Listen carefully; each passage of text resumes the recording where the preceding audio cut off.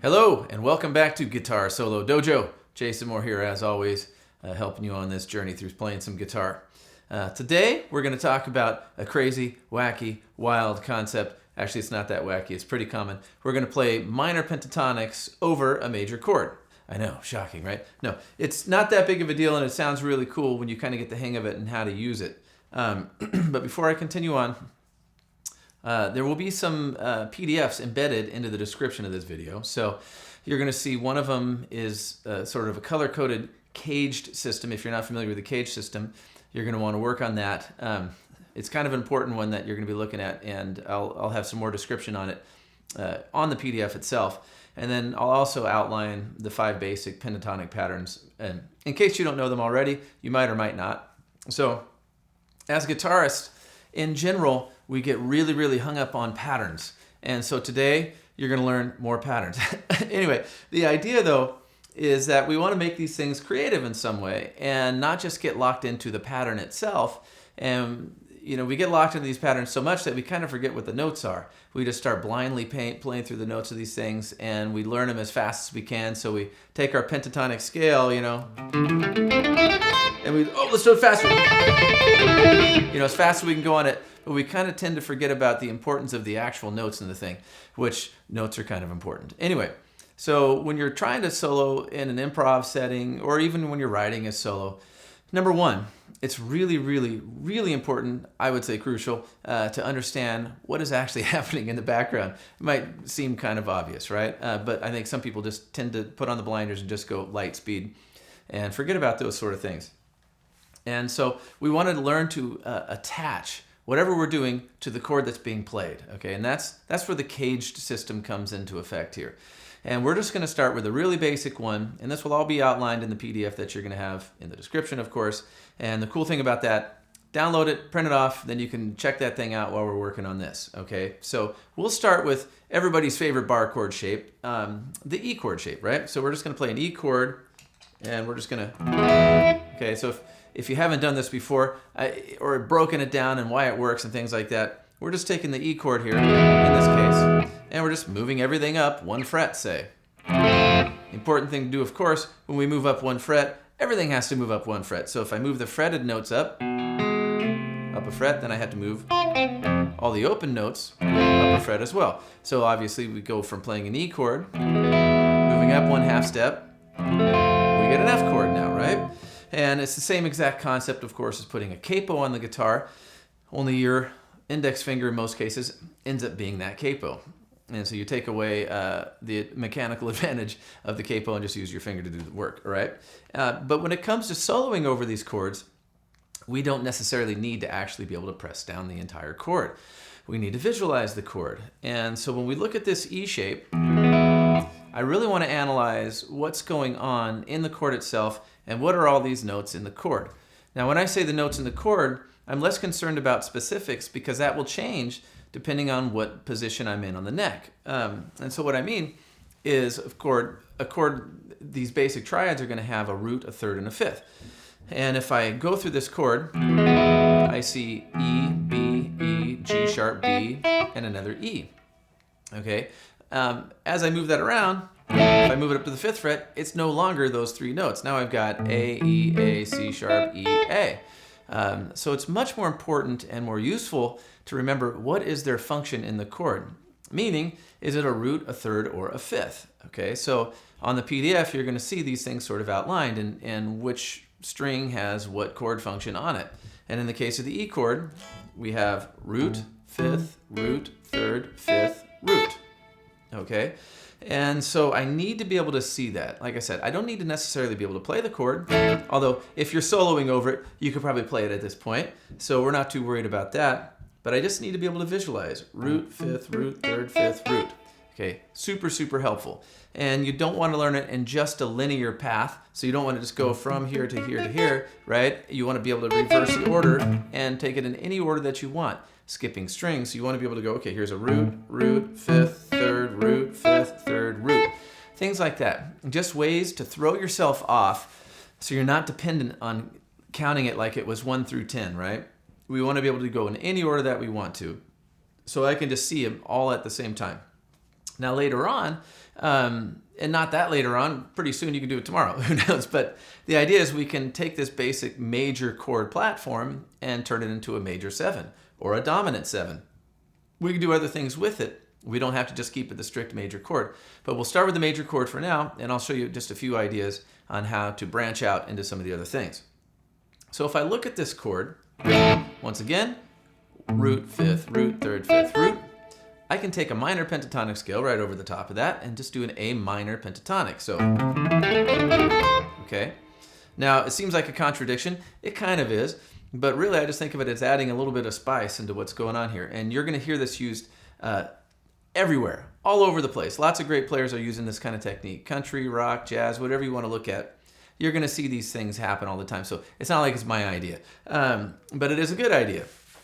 To make things a little bit more interesting, okay? So now I've got my minor pentatonic scale, and of course, a minor pentatonic scale is taken from a natural minor scale. So if I were to play a natural minor scale starting from A, the notes would just be A, B, C, D, E, F, G, and back to A, so one octave of that scale. If I get rid of note number 2 and note number 6, in this case, the B and the F, I get a pentatonic scale, so a 5-tone scale versus a 7-tone scale, and it's based off the minor scale, so we call it the minor pentatonic. So people, guitarists especially, are guilty of this, where we say pentatonic and we just assume minor pentatonic, because that's the one most people use. There's major pentatonic, there's other types of pentatonic scales, but we'll start with this one, the most common one, and how to put it right over the top of a major chord. So what I like to do is I like to see what chord I'm playing. We'll just stick in the 5th position and on A here, okay? And I'll take just a standardized pentatonic lick, and I'm going to call this a starter lick, okay? So my starter lick can be anything. It could be really just very, very straightforward, okay? And so I take that starter lick, and then I say, well, I want to resolve to something else, okay? I don't want to just hit right there.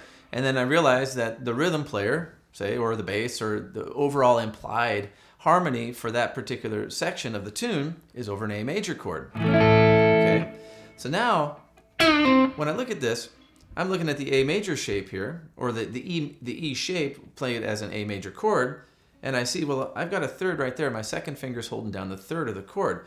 Of course, because you've now memorized root, 5th, root, 3rd, 5th, root, you can see, well, there's a 3rd right there, but I'm hitting this note from the pentatonic scale.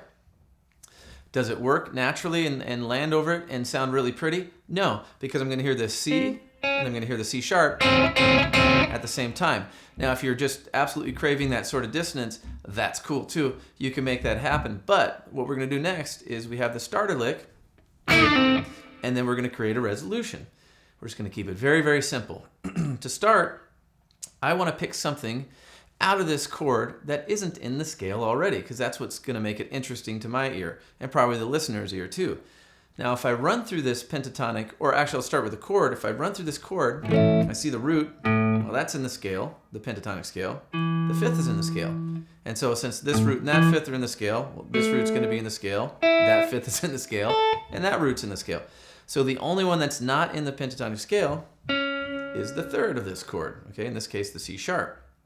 Okay, so I look at this, and I want to capitalize on that. I want to hit that note and make that the star of the show. So I have my starter lick, and now somehow I want to resolve to that note. So now I've settled in with that A major chord that the rest of the band is playing while we're doing this, or backing track, whatever you're doing, it doesn't matter. So I've got my starter lick and my resolution now. So now I've resolved to the 3rd of that chord. How I get to that 3rd doesn't really matter. So we're thinking of these things as targets more than anything else. This is my target. I have a starter. I want to get to that target somehow. So I can go straight to it, or I can go. However I get there is up to me at that moment in time.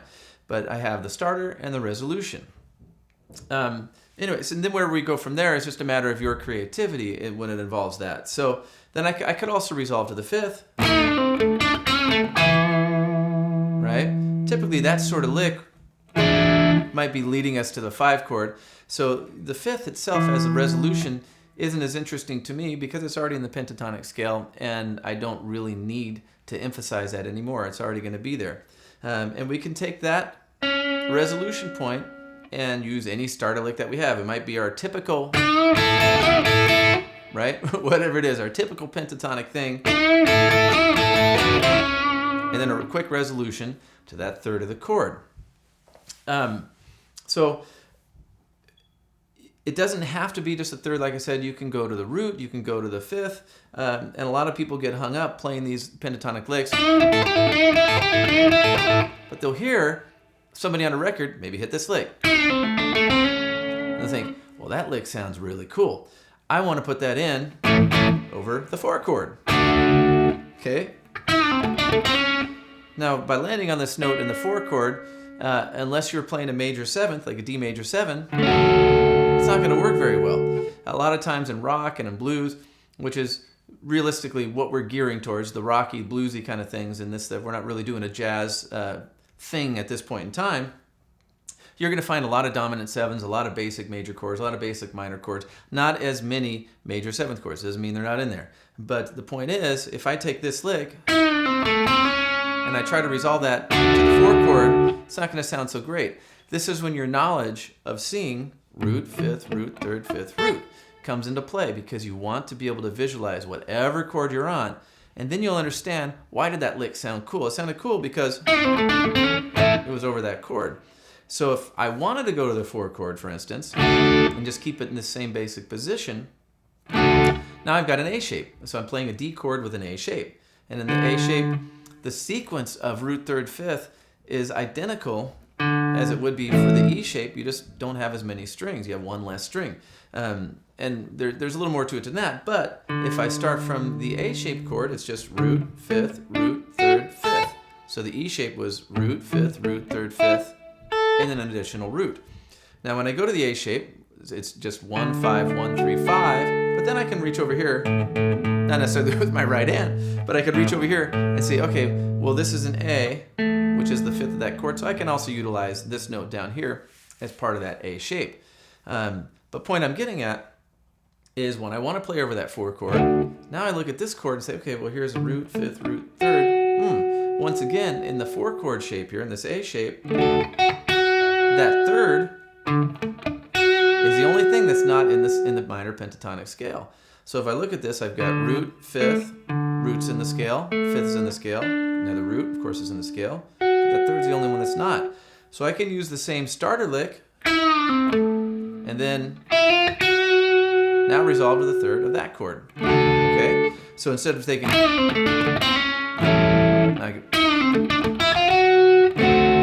now I've got the same basic lick with 2 different resolutions, and it works beautifully over those chords.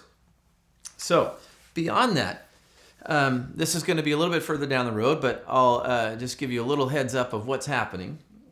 We can look at these chords, and I can look at this E shape and go, okay, well, I've got root, 5th, root, 3rd, 5th, root. But then I say, well, what if the rhythm is either implying or actually playing a dominant 7th? Well, the dominant 7, super common, is just one extra note from a major chord. So in the major chord, we have the root, 3rd, and the 5th. You have the same exact root, 3rd, and the 5th in the dominant 7, but then you have a 7th that you can think of as either being 1.5 steps above the 5th. So if my 5th is here, I can go up 1.5 steps to there, or wherever I want to find it. Or I can think of it as it's a whole step below the root, which is super valuable to keep in mind. Because if you can see a root, you can find a 7th pretty quickly just by dropping down a whole step. And so if you want to add this in and expand it out, and we can take this to any level, we can add in 13ths, we can add in 11ths, we can add in whatever we want to do. And that's just all a matter of visualizing this chord first. And we'll do more of that later. But let's just talk about the 7 just briefly. Okay, so if I want to say, okay, well, here's my root again from this E-shaped chord. I'm playing the root. Well, I can see there's a 7th down here. But also I can see, I know that there's above the root, 2 whole steps, there's a 3rd. So right here. So I've got a 7th down there, and I've got a 3rd right there.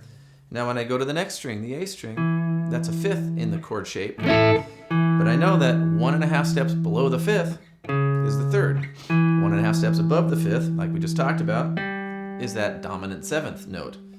And then I can go through string by string. So I have a root here, there's a 7th, and there's a 3rd. I'll go to the G string, which has the 3rd on it. Here's my 3rd. I could drop down to the root, 2 whole steps down to the root, and 1.5 steps up to the 5th. Then I go to the B string, which has the 5th on it again. I can go down 1.5 steps to the 3rd, or up 1.5 steps to the 7th.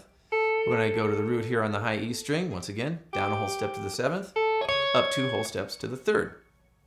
Now, instead of just having those 6 basic resolution points, I have 3 resolution points on every string.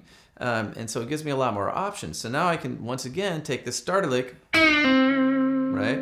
And I want to resolve to a 3rd, but maybe not that 3rd. I might want to go.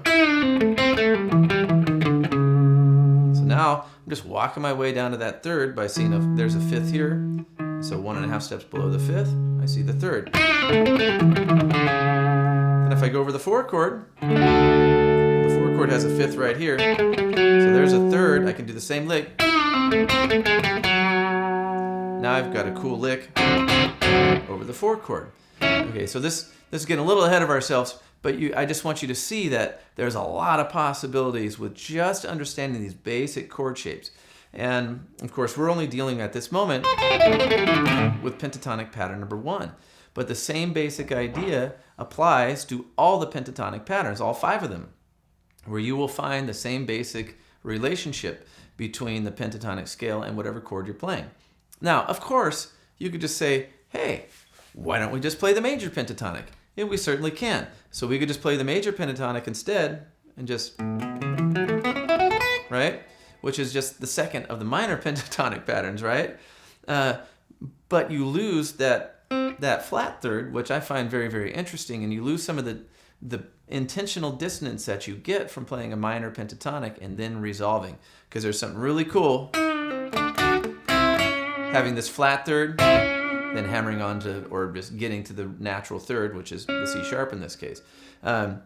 And back to the idea of memorizing the root, the 3rd, and the 5th versus specific notes, is that specific notes are just that. They're a name for a pitch, right? And you obviously there's a thing called enharmonic equivalence, so I can call a C sharp a D flat, but the idea is we're naming pitches, right? By assigning a name to it, and that's all that is. So if I said play a C sharp, you could play a C sharp, but the relevance is unknown until we know what the chord is, because that could be the root, it could be the 3rd, it could be the 5th, it could be the 7th, it could be whatever we wanted it to be in any situation.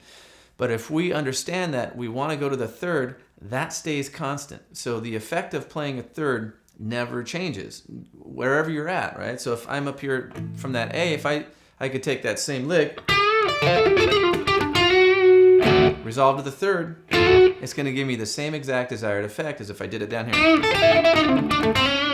It'll always feel the same, just different areas. So that's why it's super, super important to just really visualize root, 5th, root, 3rd, 5th, root. And I'll say it a gajillion times, and you should too, to make sure you get it down. So to summarize this thing up, what I would recommend doing is just take your starter licks, and when you do a starter lick, it doesn't have to be great. It won't be great. It shouldn't be great. It's just the first part. It's just to get the ball rolling. Eventually, yeah, of course, write great licks. But just do whatever you want on this. Make it as cheesy and as cliche as you want it to be, because we're not really concerned about that. We're not as concerned about the start as how we're going to finish it off. Okay, and then you pick a target.